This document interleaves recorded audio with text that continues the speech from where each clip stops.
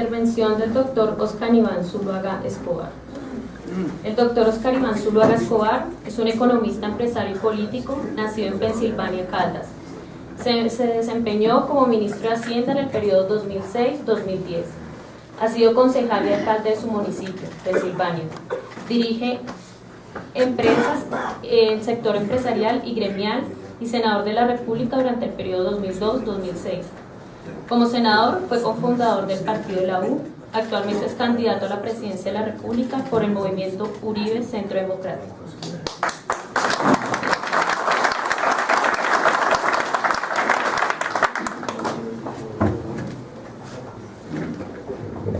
Bueno, muy buenos días para todos ustedes, queridos amigos. Saludo al general Jaime Ruiz. Le agradezco su amable invitación al senador John Sudarsky, mi precandidato a la presidencia por el Partido Verde, y a ustedes, queridos oficiales en retiro, personas invitadas y amigos de los medios de comunicación. Voy a tratar en 20 minutos de dar una visión en los términos que ha planteado el general Ruiz sobre los temas atinentes al proceso en La Habana, lo que podría ser un escenario posterior y una visión que tengo como candidato presidencial de Uribe Centro Democrático sobre el tema del proceso de paz. Yo quisiera iniciar diciendo que yo soy un hombre de paz y que el gran anhelo de todos los colombianos es la paz, pero que nuestro deber y nuestra responsabilidad es también trazarle al país cuál creemos nosotros que es la ruta para lograr una paz sin impunidad, una paz digna, estable y duradera. Y en ese sentido quiero hacer mis referencias. Quiero en primer lugar dar unos antecedentes que es muy importante recordarlos para poder valorar nuestra posición política ante un tema tan trascendental para el país como son los hechos de La Habana, Cuba. No se nos puede olvidar a nosotros que a finales de la década de los 80, por decisión propia del grupo narcoterrorista de las FARC, ellos decidieron tener como fuente de financiación el narcotráfico. Decidieron de manera activa ingresar al narcotráfico para de allí poder tener el poder económico y desafiar y atentar contra la sociedad colombiana y la institucionalidad. Ese hecho no se puede perder de perspectiva porque sigue siendo una realidad. Lo segundo que quiero ilustrar es que Colombia, en la Constitución del 91, abrió todos los espacios de participación política, en términos de democracia participativa, representativa, de garantías, para que grupos que históricamente habían tenido causas políticas no habían tenido acceso a mecanismos, por ejemplo, de elección popular. El doctor Enrique Gómez recordará, y el doctor Plinio Cuanto en el discurso de hace muchas décadas, una de las peticiones de aquel entonces de las FARC era la elección popular de alcaldes. Y la elección popular de alcaldes se dio en el año 1988, y la Constitución del 91 introdujo la elección popular de gobernadores, los ediles, los comuneros, espacios de democracia representativa y participativa muy relevantes. Se hizo un cambio en la Constitución para crearle unas nuevas condiciones al país y estimular la participación ciudadana y democrática, que antes habían aspirado grupos que habían estado al margen de la ley, y que permitió que muchos de ellos se convirtieran en organizaciones políticos y en actores de la democracia colombiana. Un tercer elemento que no se nos puede olvidar es el Caguán. Es que el Caguán tiene la siguiente connotación: Colombia eligió casi al presidente Pastrana para que fuera a hacer la paz en los términos que las FARC había pedido toda su vida. ¿Qué concesiones no se hicieron en el Caguán? ¿Qué faltó por entregar en el Caguán? Como Estado, como sociedad, como institucionalidad. Y se había dado casi que un veredicto democrático para que así fuese. Para eso se eligió al presidente Pastrana en aquel entonces. ¿Y qué ocurrió después del Caguán? La mayor frustración, el mayor engaño. ¿Cómo no vamos a recordar que después del Caguán la comunidad internacional denominó a las FARC organización narcoterrorista. Fue un propio proceso de negociación que determinó cuál era la connotación de la organización de las FARC. Para muchos países se habían resistido durante décadas a reconocer esa realidad. Y después del Caguán fue notorio, fue evidente por parte de toda la comunidad internacional. Recordemos lo que había sido la lucha con la Unión Europea, con países muy reacios a reconocer esa realidad en su naturaleza de las FARC. Y se logró un avance muy importante, fruto de la actuación y lo que hizo las FARC, del engaño a la comunidad nacional y a la comunidad internacional. Y ese hecho permitió también, como cuarto elemento que quiero connotar, lo que fue el gobierno de Álvaro Uribe y la política de seguridad democrática. Una política que tenía unos principios inspiradores que fueron fundamentales para el país. A los colombianos no se nos puede olvidar que la política de seguridad democrática tiene un valor esencial: protegerle la vida y la libertad a cada ciudadano, que es el principio fundante de un Estado, de una sociedad, de una democracia. Y la seguridad democrática claramente lo que buscaba era debilitar y desarticular a todos los actores criminales, terroristas, para poder llevar al país a la construcción de una paz digna, estable, una paz que fortaleciera valores democráticos, una paz que fortaleciera la institucionalidad. Y se avanzó muchísimo en esa materia, se demostró que era un camino evidente. Yo recuerdo, por ejemplo, yo era senador de la República y las elecciones del 2003 fueron unas elecciones realmente garantistas para la izquierda democrática. Pudimos controlar la totalidad del territorio nacional y en esas elecciones fue donde se produjo el mayor avance de la izquierda democrática en el país. Fueron las regiones que en el pasado estuvieron muy restringidas y vedadas para su espacio de participación política. Y eso mostró el valor de una política para fortalecer la institucionalidad de la fuerza pública, para fortalecer la institucionalidad democrática.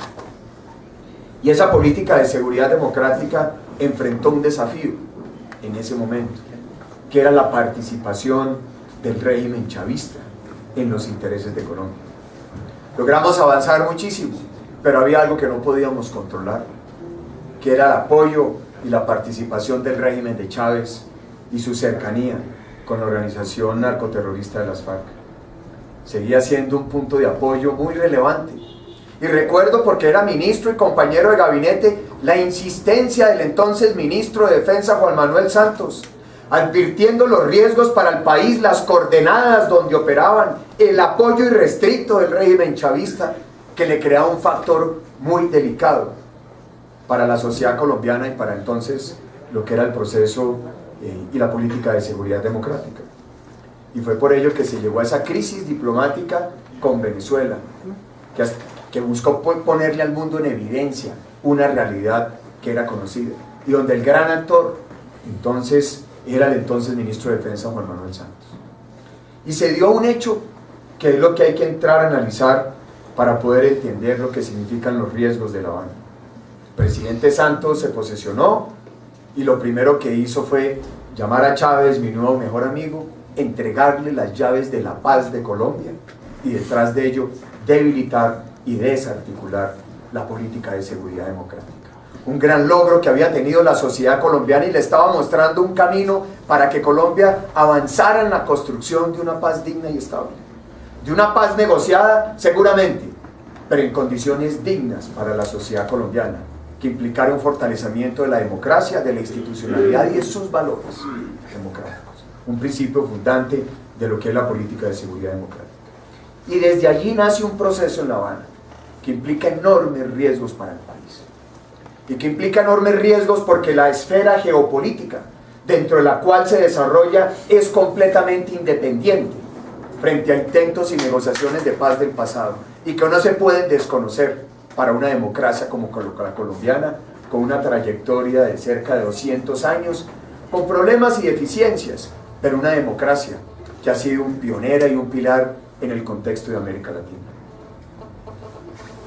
Ese proceso de La Habana se da con el apoyo obviamente político de todo lo que significa el régimen chavista, como régimen que ha buscado una expansión hoy bajo la figura del socialismo siglo XXI en el continente americano, y que ha tenido como principal muro de contención, y lo tuvo, los 8 años del gobierno de Álvaro Uribe. Cuando uno mira la historia encontrará qué hubiera sido del proceso de expansión castrochavista si no hubiésemos tenido 8 años el gobierno de la seguridad democrática, para enfrentarlo con decisión y haberle evitado a Colombia lo que ha ocurrido en otros países de la esfera americana. Y en ese contexto entonces empiezan a surgir lo que para nosotros son los riesgos del proceso de negociación en La Habana, Cuba. No quiero entrar en muchos detalles, pero claramente, ¿qué es lo que le interesa hoy a una organización narcoterrorista como lo es las FARC? Lo que buscan al final es poderle exportar a Colombia, a través de concesiones políticas, el modelo castrochavista como un modelo de alternativa política en nuestra sociedad. Y hay muchos hechos que así lo evidencian. Me refiero a uno, la marcha del 9 de abril de este año. La marcha del 9 de abril de este año, que fue convocada por Piedad Córdoba, que fue convocada por el representante Iván Cepeda, y que salió el presidente de la República a apoyar de manera decidida. A apoyar una marcha convocada por organizaciones claramente identificadas y conectadas con lo que es el proceso de La Habana en Cuba. Y lo que a mí me causó realmente vergüenza fue cuando en horas de la tarde el ministro de la Defensa, el propio ministro de la Defensa, y dice, es que esa marcha fue financiada por las FARC. Esa marcha que significó el desplazamiento de, no sé, 40, 50 mil campesinos, que algunos estiman tuvo un costo como mínimo del orden de los 20 o 30 mil millones de pesos, y yo me hacía esta pregunta, ¿qué partido político en Colombia, legalmente constituido, en una democracia, puede financiar una marcha de esa magnitud? ¿Qué organización política? ¿Cuáles son los intereses que hay detrás? Y eso muestra un poco el tono y las señales evidentes de lo que se quiere construir desde un proyecto como el de La Habana, Cuba.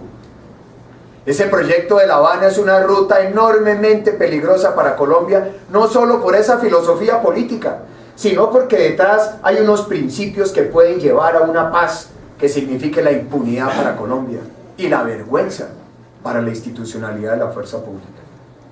Hay que decirlo con toda franqueza. Yo estoy haciendo un ejercicio como aspirante a la presidencia de la República y me someto a lo que me plantea la Constitución y la ley, y tengo que respetar las condiciones. Recorro el país para convencer a los colombianos en un debate civilizado, democrático, de ideas y de propuestas. ¿Por qué voy a aceptar que quienes atentan contra el Estado, que cabecillas de las FARC han cometido delitos de lesa humanidad y crímenes atroces, mañana como premio reciban llegar a los cargos de elección popular sin ningún esfuerzo? ¿Por qué? Es que el país ha avanzado, el país ha dado oportunidades. Por eso yo cito estos antecedentes. Aquí no estamos arrancando de ceros, hay que recordárselo a los colombianos. ¿Por qué vamos a aceptar que se puedan consolidar, por ejemplo, circunscripciones especiales en áreas donde claramente las FARC ha ejercido la presión y el régimen del terror con los campesinos durante décadas? Y que mañana pueda corresponder a lo que es la aspiración de ellos de las zonas de reserva campesina. ¿Por qué vamos a aceptar que en aras de la paz entonces no paguen un solo día de cárcel quienes han atentado con crímenes atroces y de lesa humanidad? Pues que el asesinato de los diputados del Valle hay que perdonarlos en algún momento.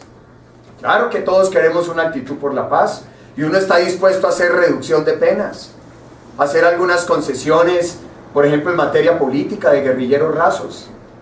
Pero lo que no podemos perder de perspectiva es que quienes han cometido delitos atroces y crímenes de lesa humanidad, que son ordenados por los cabecillas de las FARC, no vayan a tener ninguna condición en aras de una paz que hoy tiene unos intereses completamente diferentes y que claramente está enmarcado dentro de ese proyecto de expansión del castrochavismo en el continente americano.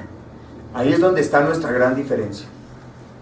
¿Qué diferencia hay, les pregunto yo a ustedes, entre la extorsión de las FARC a los ganaderos del Caquetá y la extorsión de las BACRIM? ¿Cuál es la diferencia? Entonces la de las FARC es buena y la de las BACRIM es mala. Y entonces mañana se le va a hacer una concesión a las FARC, y si las BACRIM dicen, bueno, aplíqueme lo mismo de las FARC, ¿cuál es la actitud de la sociedad colombiana? ¿Cuál es el precedente que se crea con una negociación de ese tipo? Por eso claramente en nuestro gobierno, Cuando se negoció cuando se discutió el sometimiento con el paramilitarismo, fue a cambio de nada. Hubo reducción de penas, pero pagando cárcel. Jamás se discutió la legibilidad política ni la agenda del país. Este año las FARC han reclutado 3.000 menores de edad. ¿Cómo vamos a discutir el modelo de educación rural con ellos? Menores. Claro que en Bogotá eso no se sabe. Váyase al Putumayo, a Nariño, váyase al Caquetá, al Cauca o Arauca, a ver qué le dicen sobre los procesos de reclutamiento de menores, porque hay que discutir con ellos el modelo de educación rural. Yo quisiera preguntar, desde que se inició el proceso en La Habana, un solo hecho de paz de las FARC, uno solo. Tumaco estuvo 20 días sin luz y solamente el gobierno nacional en el día 18 mandó un comisionado, ni siquiera el presidente de la República. Catatumbo estuvo 54 días en paro y en protesta social, no hubo un solo consejo de seguridad en Catatumbo. Entonces, ¿dónde está la garantía de los derechos ciudadanos? Es que el principio de autoridad tiene que garantizar el respeto de los derechos que también tienen todos los ciudadanos. Y eso se ha perdido por cuenta de la FARC, por cuenta de no afectar el proceso de La Habana. El fraude que se cometió en Venezuela no mereció una sola reclamación de Colombia, que en la historia democrática de otros gobiernos ante hechos similares había exigido pronunciamientos claros del país. Sin embargo, aquí no se hizo por temor a la negociación en La Habana. A mí me parece que es muy triste para un país que esté condicionada su agenda, su elegibilidad a lo que pueda ocurrir en La Habana. Muchos nos dicen es que ustedes los van a colocar como los candidatos de la guerra. Nosotros queremos una paz, pero una paz sin impunidad y una paz digna. Y una paz que fortalezca la institucionalidad. Me parece que ese es un camino diferente para poderle construir al país un fortalecimiento de sus instituciones. Y lo demostramos, y por eso la historia tiene que tener vigencia. Hoy tenemos más atentados a los oleoductos después de un año de negociación en La Habana que en los 8 años del gobierno Uribe. Hoy se han quemado en muchas carreteras más buses y camiones que en el gobierno Uribe. Ustedes hoy preguntan si hay alguien dispuesto a ir después de las 5 de la tarde de Pasto a Tumaco, o irse con tranquilidad de noche, como me tocó ver por ejemplo en Santa Marta, Altairona, ante la presión y las acciones de las bandas criminales. Y ese hecho de La Habana tiene un efecto que es real: la desmotivación de la fuerza pública. ¿Cuál es la motivación de un soldado y un policía? Si es que les van a entregar a las FARC muchas cosas. ¿A cambio de qué entonces va a seguir arriesgando y comprometiendo su vida? Eso es de simple sensibilidad y sentido humano. Es que lo que hemos construido con gran esfuerzo, y entonces nuestros 15.000 hombres que están hoy judicializados, a riesgos de ser encarcelados, con condenas por presiones de ONGs internacionales, sin garantía a la defensa, sin fuero militar. Y estos cabecillas de las FARC, tristemente en La Habana, en un yate, dando instrucciones y órdenes. Eso es lo que es inaceptable para el país, porque hemos hecho historia y se han hecho esfuerzos en esta materia. Los hechos de los últimos días dan que ya no solamente es una amenaza el régimen castrochavista para Colombia, sino que hay una amenaza externa, que está ligada claramente contra la decisión sobre San Andrés y el tema de Nicaragua. Eso no puede pasar desapercibido, no es gratuito. Los hechos de la geopolítica de los últimos meses son dramáticos.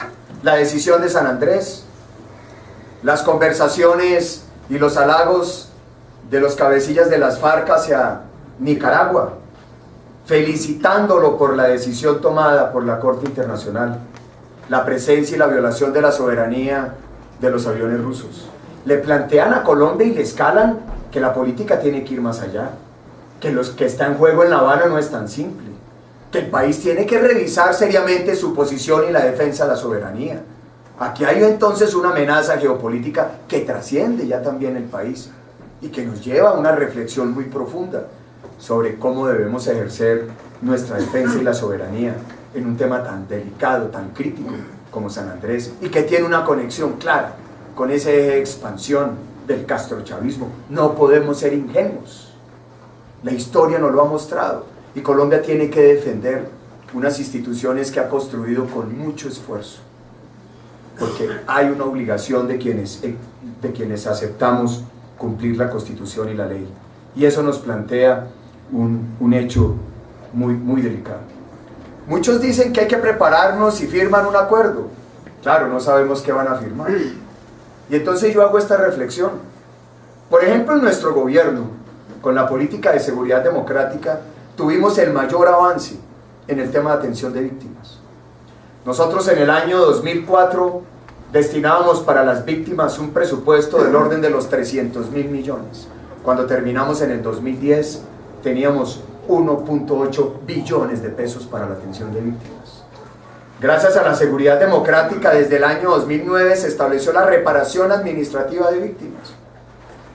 Recuerdo que en el 2010 pagamos 500.000 millones. Y vaya sorpresa viendo las cifras del año pasado. Se creó una nueva ley, la Ley de Víctimas y Restitución de Tierras.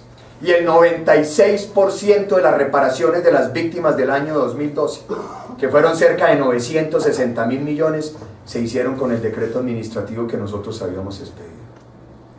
Fue en nuestro gobierno donde le presentamos a la Corte Constitucional un plan para garantizar el goce efectivo de los derechos de las víctimas, a un periodo de 10 años, por una cuantía del orden de los 44 billones de pesos. Este gobierno hizo un ejercicio complementario y lo llevó a una cifra del orden de los 56 billones de pesos. Pero lo hicimos bajo unos principios claros que permitían que se pudiera avanzar en lo que significaba la reparación, la reinserción de quienes habían estado al margen de la ley. Y en nuestro gobierno, gracias a la política de seguridad democrática, hubo 53.000 personas que desertaron de los grupos ilegales y se sometieron a un proceso de reinserción en la sociedad. 35.000 guerrilleros, 35.000 paramilitares y 18.000 guerrilleros. Algunos de ellos reincidieron, aumentando y creando un fenómeno como el de las bandas criminales, que requiere todo el peso de la ley, que requiere la actuación de toda la sociedad sin contemplación, porque son una nueva forma de violencia y de atentar contra los intereses de la sociedad civil. Ahí demostramos que bajo esos instrumentos de la política de seguridad se crean las condiciones para poder permitir desmovilización, reinserción, reconocer el derecho a las víctimas, la reparación administrativa, temas fundamentales que permiten para que un país pueda avanzar y construir una paz digna y estable. Por eso, queridos amigos, queremos la paz, pero queremos una paz, repito, sin impunidad, y una paz que le cree un verdadero ejemplo al país, y una paz que fortalezca nuestras instituciones, la democracia y los valores democráticos. Eso me parece que es esencial en lo que debe ser un proceso de negociación. Esta semana estuve en Miami y hablé con una periodista española en una emisora al aire, y ella me decía: yo no me imagino España con el grupo ETA haciendo una negociación en los términos que plantea un país como Colombia. Y es que nos dicen que es que las FARC entonces tienen una connotación social. Es que la perdieron. Es que las FARC son una organización que en todas sus actuaciones actúan como un grupo terrorista y sigue siendo el principal cartel del narcotráfico del mundo. Y están sentados en La Habana sin una sola exigencia, bajo una premisa que me parece peligrosísima y con lo cual nos arropan todo. Nada está acordado hasta que todo esté acordado. Como quien dice, si no nos va bien nos levantamos de la mesa y no pasó nada. No, la paz no es un juego. La paz tiene que tener unos principios claros en los propósitos y hasta dónde está dispuesto a llegar, y tiene que ser basado en condiciones y exigencias, porque de lo contrario eso crea una falsa expectativa. ¿Qué tal que nos lleven entonces a un debate electoral diciendo que hay que escoger entre la guerra y la paz, como lo dice el propio fiscal general de la nación? ¿Quién dijo que por defender unas ideas, unos valores en los que creemos, en medio de la Constitución, de la ley y la legalidad, se nos puede hacer esa acusación? Cuando lo que le queremos mostrar a los colombianos es un camino cierto, un camino que se construyó con hechos y realidades, y estamos en ese deber de advertirle a los colombianos los riesgos desde el punto de vista de amenaza interna y amenaza externa que representa un proceso como el de La Habana. Por eso no consideramos que ese proceso esté bien planteado, porque parte de una premisa equivocada. Estar negociando un Estado legítimo de igual a igual con una organización que sigue siendo terrorista y sigue siendo el principal cartel del narcotráfico del mundo. Esa es nuestra visión que quiero aportar para este debate y esta discusión.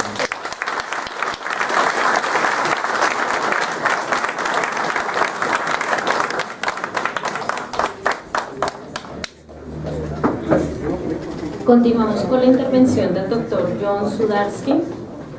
El doctor John Sudarsky nació en Armenia, Quindío, es empresario, docente e investigador social, experto en la medición y construcción del capital social, representa la cultura ciudadana y la racionalidad empresarial en la política, ingeniero industrial con máster en psicología de la Universidad de Kansas y doctorado en educación de la Universidad de Harvard. Fue candidato y asesor de la Asamblea Nacional Constituyente, ex asesor del Departamento Nacional de Planeación y del COMPES, docente de la Universidad de los Andes. En la actualidad se desempeña como senador de la República por el Partido Verde.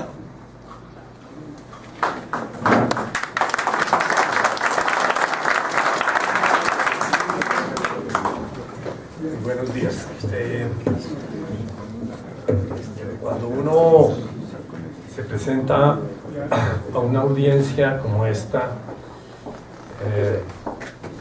se requiere mucho valor, sobre todo para no decir, no complacer a la audiencia.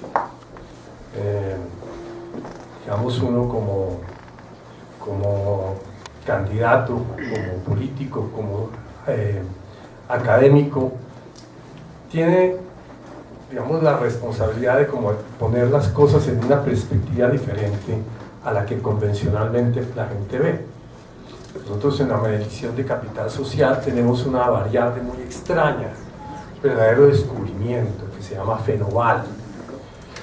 FENOVAL es fe en fuentes de información no validada, es comer cuento, es tener una información que da la prensa y que le dice que las cosas son de esta manera, y cuando en realidad son de alguna otra manera, y la única manera que tiene uno de validar esa información es a través de un proceso social, y que ese proceso social va a uno, pertenece a una organización y con ella valida, y en buena medida la realidad social se construye en esas organizaciones sociales, y esta es claramente una organización social donde de alguna manera ustedes alimentan su forma de pensar, validan la información de lo que se está dando afuera y, digamos, y toman posición frente a la información que reciben. Durante el gobierno de Álvaro Uribe, FENOVAL subió considerablemente, quedamos en una nube de comer cuento, y esto en buena medida tiene mucho que ver con, digamos, la desestimulación de la sociedad civil. Cayó, digamos, del 97 al 2012 el 50% de sociedad civil no había. No quedó, pues casi, y la que quedó desmovilizada. Entonces, un poco la responsabilidad mía en una situación de estas es tratar de plantear una perspectiva algo diferente de estos temas, y efectivamente voy a hacerlo con el tema de qué perspectiva debemos tomar sobre lo que está pasando en Colombia. Primer perspectiva, Colombia es era un país con una inmensa población campesina. Eso no sucede en todas partes. Estados Unidos no tenía población campesina, nunca tuvo el problema campesino. Y el proceso de pasar de una sociedad campesina a una sociedad urbana es un proceso histórico que siempre se da con mucha violencia. Mucha es mucha, y esto lo tenemos desde modelos que terminaron en la democracia, como pueden ser, digamos así, Francia e Inglaterra, o modelos que terminaron en el fascismo, como es Alemania e Italia, como en modelos como el que terminaron en el comunismo, como son China y Rusia. Siempre es, y las víctimas de ese proceso son siempre los campesinos. Tanto que, como decía Eric Hobsbawm, que es un muy importante historiador, este siglo va a haber un fenómeno único después de 15.000 años de historia de la humanidad, es que los campesinos van a terminar desapareciendo. En Colombia, este es un proceso que se está dando fuertemente. En los años 30 Colombia era 80-20, 80 rural y 20 urbano. Hoy en día estamos en menos del 20-80. Mal contados puede que haya máximos 11 millones de habitantes del campo y seguramente menos, porque precisamente los últimos procesos de desplazamiento han, digamos, cambiado radicalmente. Y obviamente, pues no les voy a explicar a ustedes que ha sido un proceso violento. Que tuvo momentos puntuales, algunos momentos puntuales donde pudo cambiar de dirección. Uno fue la reforma agraria durante el gobierno de Carlos Lleras, que inmediatamente subió Isabel Pastrana en el acuerdo de Chicorat, suspendieron ese proceso. Y en vez de darnos una ruta donde hubiera un poco más de, digamos, un proceso menos radical, como es el que tenemos hoy en día, pues se cortó la reforma agraria y en vez de quedar esto en manos de los terratenientes, que era lo que querían, terminó en manos del narcotráfico, de izquierda y de derecha. Narcotráfico. Y esto fue la historia que tuvimos nosotros que ver en los 70, los 80, los 90 y hasta ahora. Ese es un tema fundamental, pero lo que parece interesante es que de alguna manera la población campesina y rural está relativamente de un tamaño, y uno podría pensar que el campesinado podría ser una forma de estilo de vida de que la gente quiere seguir siendo campesina, pero ya los números son muy pequeños, porque en el campo menos de la mitad de la gente son campesinos. Entonces esto hay que colocarlo en esa perspectiva histórica y comparativa, y mirar si este puede ser el momento de acabar una guerra que se ha lidiado más bien. Primer perspectiva. Lo otro es si es el momento histórico o no lo es. Yo no sé cuántos de ustedes hayan leído, pero de todos modos les recomiendo mucho el libro de Eric, del profesor Robinson, que acaba de publicar, está en español, que se llama ¿Por qué fracasan los países? ¿Por qué fracasan los países? Y él muestra cómo los países, y esto no es predecible, de repente se presentan unas coyunturas históricas que permiten cambiar las premisas y eliminar lo que él llama una clase extractiva. La belleza del libro de Robinson es que muestra, comenzando con la gloriosa Revolución Inglesa, muy interesante, donde efectivamente estamos hablando de 1688, mucho antes 100 años antes de la Revolución Francesa, donde hay una coyuntura y efectivamente logran cambiar las premisas y luchar contra una clase extractiva, y logran hacer ese cambio, y de ahí en adelante Inglaterra, después de ese cambio, salió a conquistar el mundo, un poco tragándose a Holanda, que traía todos los secretos de cómo hacer las cosas, y luego saliendo a conquistar el mundo como efectivamente lo hizo Inglaterra y tal. Y esa pregunta de cómo se puede uno entrar, ¿es este un momento histórico? Yo sí creo que es un momento histórico para cambiar y quitarnos de encima todos una clase extractiva, que lo que hace es, de todos los recursos del Estado, cobra unos intereses en forma de corrupción y clientelismo que le impide al Estado entrar a resolver los problemas. Porque uno dice, pero por Dios, el tema rural no se hubiera podido resolver dando tierras, dando insumos, dando capacitación, creando carreteras, haciendo todo lo que se requiere. ¿Por qué no se ha podido hacer? Y el tema central es que es el modelo político.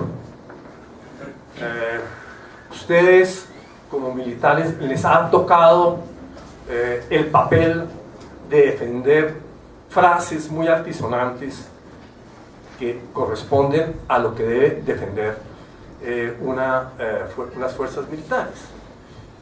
Tratar de devolver la democracia, el pueblo, en fin, el Estado, pero hay que revisar qué es esa democracia, qué es ese pueblo y qué es ese Estado. Y lo que nosotros encontramos es que realmente la estructura del sistema electoral incentiva notoriamente, definitivamente, todo lo que es el clientelismo y la corrupción. Y esto está basado en el modelo de gobernabilidad. ¿Cuál es el modelo de gobernabilidad? El modelo de gobernabilidad es que un político, para poderse reproducir por los costos de su campaña, entra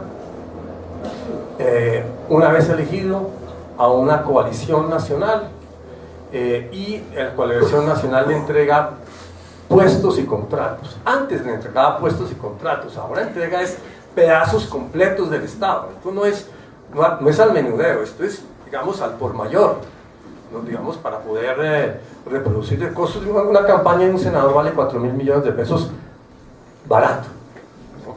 Un día dije yo que 1.000 y se me sacó uno y me dijo, está delirando.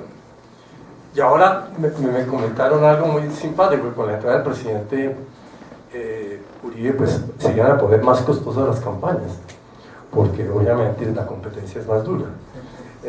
Entonces, ¿y de dónde se saca? Del Estado. ¿Y cómo se saca? Se cogen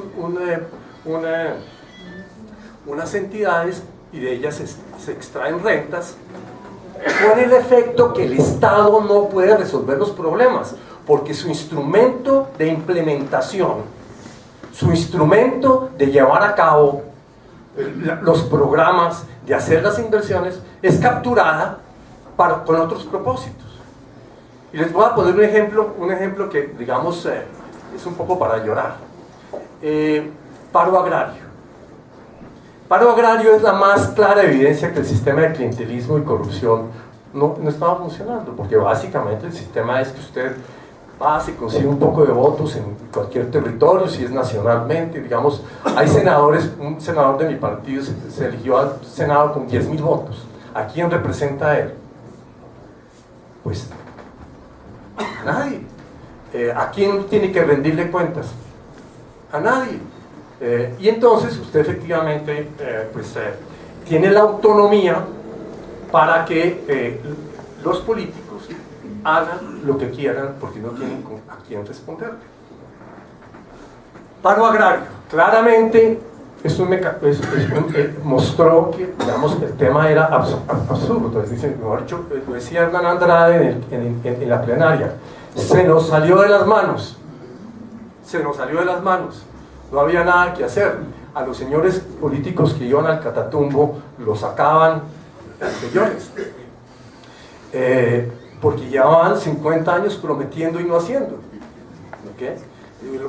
Tiene un programa de desarrollo rural y entonces, bueno, obviamente está la guerrilla, están los paramilitares, está todo esto, no hay que negarlo, ese es el espacio vacío que se dejó y claro que se llenó. Entonces, en estos casos, paro agrario, se pacta, el gobierno se compromete 3.3 billones de pesos para resolver el pacto agrario. 3.3 billones de pesos. Piensen ustedes cuántas armas, cuántas personas se pueden capacitar, entrenar, las carreteras que se pueden. 3.3 billones de pesos. A mí, después de una cierta cantidad, no sé muy bien qué significa, pero es una suma inmensa. ¿Qué pasó inmediatamente? El Partido Conservador se fue a donde el gobierno y le dijo: señor presidente, nosotros, si usted no nos da lo que necesitamos, nosotros nos retiramos y vamos a las tornas del Centro Democrático. ¿Qué se pactó? Y esto lo dijo la silla vacía públicamente. Roberto Gerlain, el Banco Agrario. ¿Okay? Hernán Andrade, el ICA. Y Efraín Cepeda, el INCODER. Entonces, ¿a quién se le va a condonar los créditos? ¿A quién se le va a dar crédito de fomento? ¿A quién se le va a dar capacitación? ¿A quién se le va a repartir las tierras? Pues a la gente que le funcione, a los doctores que acabo de mencionar, para su reproducción en el proceso electoral. ¿Y qué sucede con esto? Que no se puede resolver el problema agrario, porque se gasta la plata en lo que no es. Nada más dramático lo que ha sucedido en el caso de la educación media rural. En Colombia hay 15,5 millones de colombianos mayores de 20 años sin bachillerato completo. Una persona sin bachillerato completo hoy en día es lo que era un analfabeto hace 20 años, 50 años.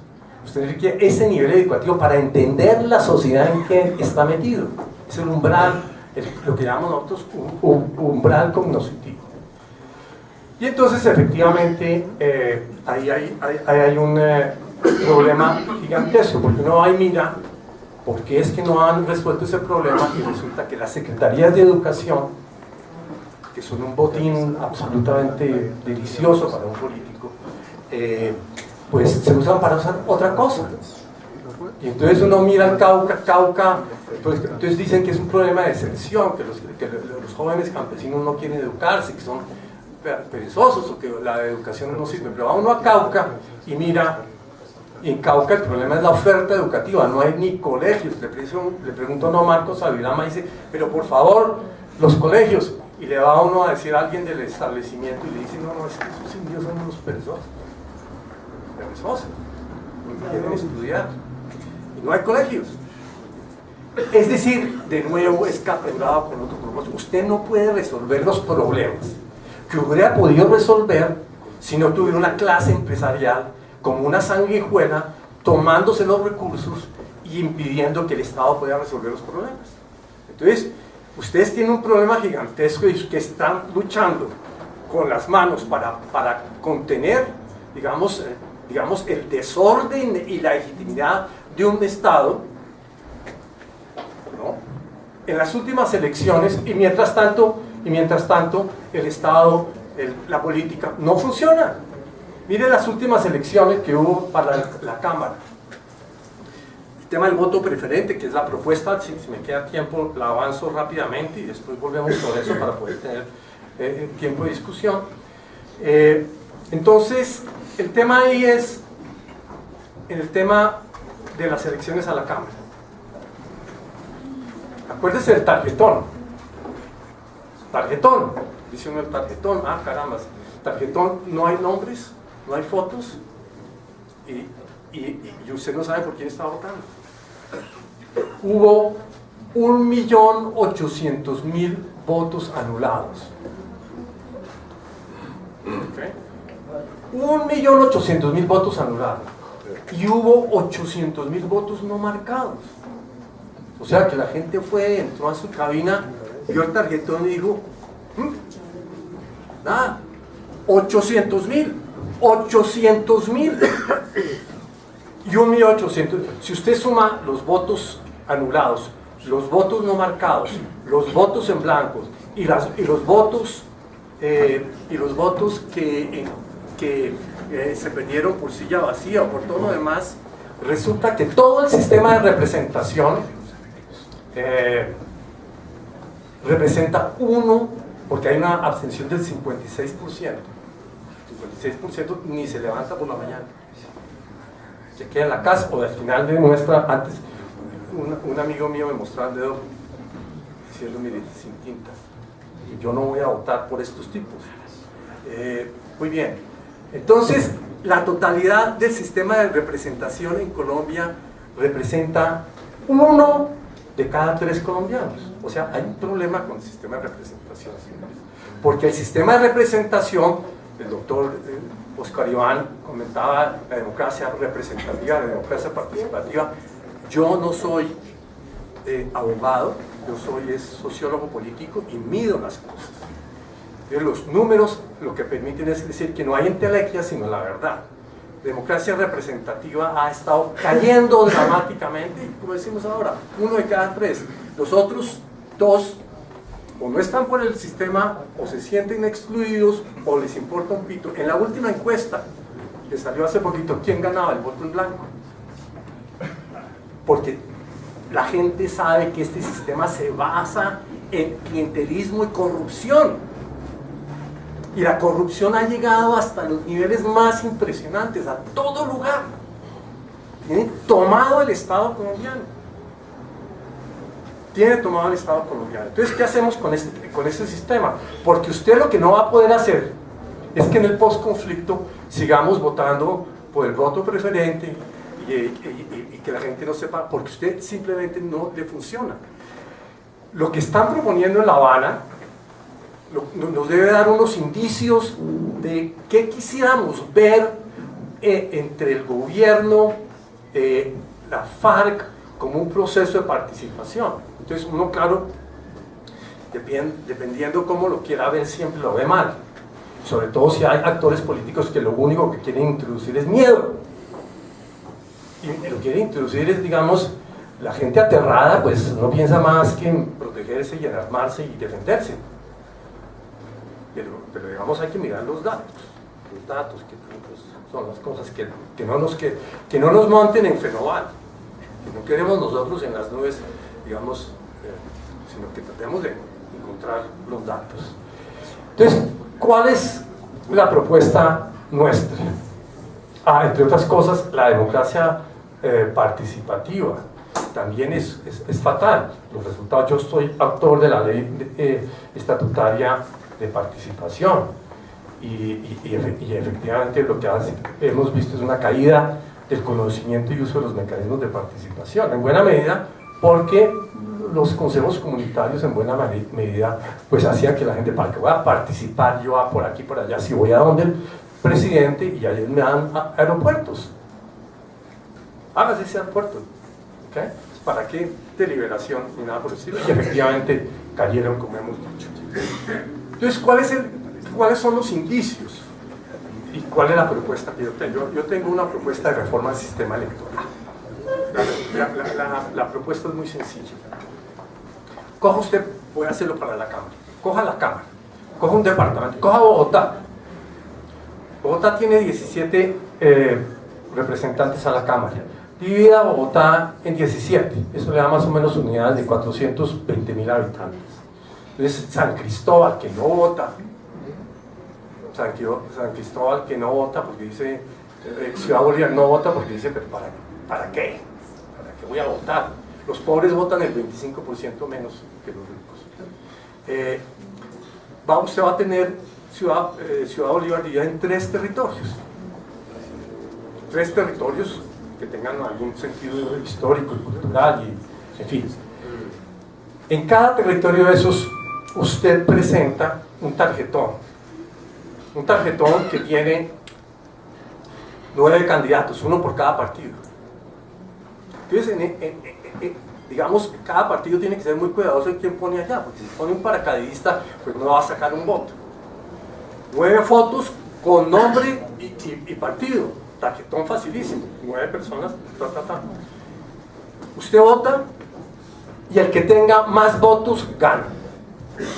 Como en Estados Unidos, como en Inglaterra, como en muchos países que ustedes han conocido, han viajado y cuando han mirado y dicen, pero tan raro, esto es tan distinto, no tiene nada que ver, no tiene nada que ver con la cultura colombiana, ¿no? Pero es así de sencillo. Lo mínimo que usted necesita en un sistema representativo es saber quién lo representa. Entonces, aquí al final, el que saca más votos representa ese territorio y tiene que rendirle cuentas a los habitantes de ese territorio. Facilísimo. Uy, qué revolución cultural tan violenta, ¿no? ¿Quién los representa? Que los ciudadanos sepan quiénes los representan. Uy, digamos, hay un problema con un sistema representativo que uno no sabe quién lo representa, ¿no? Entonces, si usted sabe quién lo representa y le mete todos los procesos de planeación participativa y presupuesto participativo, que hay que reformar porque se lo tomaron como quedaron diseñados en la Constitución de los 91, quedó mal. Hemos hecho un avance sobre el tema de los mecanismos de participación, pero sobre el tema de planeación participativa el gobierno lo estaba esperando para que viniera de La Habana, pero no importa, porque lo que necesitamos es que haya discusión sobre el tema. Entonces la gente se reúne a través de procesos participativos como el presupuesto participativo local que hubo en Medellín, saben qué recursos le van a tocar, discuten qué es lo que hay, cuáles son sus prioridades, definen cuáles son esas prioridades, participan en ellos, saben a qué alcanza y qué no alcanza, dónde se tiene que trazar la línea, y al final puede que no le toque nada a usted, pero usted sabe que hay otros que necesitan más. Pero en ese proceso todo el mundo sabe qué es lo que se tiene que hacer. Entonces usted resuelve el problema primero, que por un lado la gente sabe quién es el representante, los ciudadanos saben qué es lo que quieren y se lo comunican al representante. Y si usted funciona alrededor de esto, pues lo reelegimos. Y si no, ahí hay ocho que van a estar esperando y haciendo una buena labor para reemplazarlos. Ese sistema tiene un problema. Tiene muchas ventajas, pero tiene un problema. Y es que tiende a volverse un sistema bipartidista, porque es mayoritario, porque el ganador se lleva todo. Entonces hay que corregir esa propuesta. ¿Por qué hay que corregirla? Para que haya proporcionalidad entre los votos y las curules. Parte de la propuesta de la FARC es que quería aumentar desconsideradamente la representación del campo, pero el campo ya tiene una sobrerepresentación de acuerdo con su población en el Congreso. Usted tiene, ya existe eso. Un voto del Baupés en el sistema actual vale 5 veces un voto de Bogotá. La propuesta de la FARC es que valiera 100 veces un voto del Baupés y un voto de Bogotá, con el incentivo adicional de los votos que usted sale de senador con, digamos, me imagino el costo de los votos que tendría que aumentar en una situación de esas. Es decir, era como un, en fin, digamos, si ustedes se imaginan lo que va a suceder. Entonces, ¿cómo compensa uno ese tema? Que en este sistema, que se llama un sistema mixto porque tiene dos componentes, los votos de los que no eligen a nadie, se suman, entonces, a nivel regional. Entonces usted puede construir la circunscripción regional para la Cámara del Caribe, y ir construyendo regionalmente las regiones, que es una necesidad sentida de todos los colombianos. Entonces, todos los votos que no eligieron a nadie, usted va y de cada partido presenta una lista ordenada y cerrada, y ahí por cifra de partido se ve cuántos votos le da para que un partido tenga. Este método elige el 40% para llegar a la proporcionalidad, y ahí entonces cada partido recibe una cantidad para recomponer el tema de la proporcionalidad, para que haya una proporción. Entonces tiene un sistema donde tiene representación y proporcionalidad. Muy bien. Este es un tema entonces que discutimos. Esto ya sí tiene que ser una reforma constitucional. Obviamente los políticos contemporáneos no quieren hacer, pero es un camino que puede resultar atractivo, y por eso hicimos unos mapas para los políticos que tienen que aprobar eso. El presidente Santos estuvo de acuerdo de que lo presentáramos, pero no nos ha apoyado tanto como quisiéramos. El partido de la U nunca nos ha querido ir. Y entonces, y entre otras cosas, la izquierda tampoco nos ha querido ir, porque ellos tienen, digamos, es una forma de operar de todo el mundo. No pueden sacrificar lo poco que tienen. ¿Cuál es la importancia de esto? Que la estructura... Yo le ruego acelerar para cubrir el tiempo asignado a cada uno. Sí. Voy a terminar ya mismo voy a terminar. El tema central es lo siguiente. De alguna manera, el diagnóstico y la propuesta de la FARC y el gobierno, primero, retoman claramente la idea de que el sistema electoral no tiene sentido. Hay que reformarlo. Recogen la idea de que hay que tener territorios más pequeños porque el departamento tampoco hace sentido. Tener un poco de clientela regando el departamento no permite la representación. Tercero, hablan de los procesos de planeación participativa y presupuesto participativo. Sorpresa, pero estamos hablando desde el proceso de paz, no de la participación ciudadana. Entonces, ahí hay, digamos, atisbos de hacia dónde tenemos, porque ¿qué es lo que queremos nosotros para poder sembrar la paz? Territorios donde haya una alta participación de la sociedad civil, una sociedad civil densa y articulada, que controle y haga la articulación con el sistema representativo, y un sistema representativo que rinda cuentas y le responda a los ciudadanos, y no un sistema que se dedique a extraer rentas del terreno. ¿Qué se necesita adicionalmente de ahí? Que haya un monopolio legítimo de las fuerzas. Eso es, digamos, un axioma de Max Weber, pero ya Charles Tilly y todos los demás han dicho, eso es un problema que se construye, eso nunca sucede tan fácil. Y claramente, eso no implica el desmantelamiento de las Fuerzas Armadas. No podemos repetir el error que se cometió en Salvador, que en ese proceso de paz desmantelaron el ejército, y hoy en día El Salvador es manejado por ni siquiera las BACRIM, no, son pandillas, los maras, pandillas de cada cual viendo lo que hace. Entonces, yo quería plantear esta perspectiva, sobre todo para que viéramos que seguramente ese es el momento histórico adecuado. Muy rara vez se da, puede que no se nos vuelva a dar, o nunca en nuestras vidas lo volvamos a ver. El problema es aprovechar ese momento histórico para dar un cambio en la política en Colombia que permita acumular capital social, permita construir la paz, porque en esos espacios se puede construir la paz, ¿no? Y de esa manera nosotros aprovechar este momento histórico para quitarnos encima una clase política que se basa en clientelismo y corrupción y que impide que el Estado mismo pueda, con los recursos, porque la plata está y la voluntad política está, lo que no está es el mecanismo de implementación para que el Estado pueda resolver los problemas que los colombianos queremos resolver. Muchas gracias. Muchas gracias.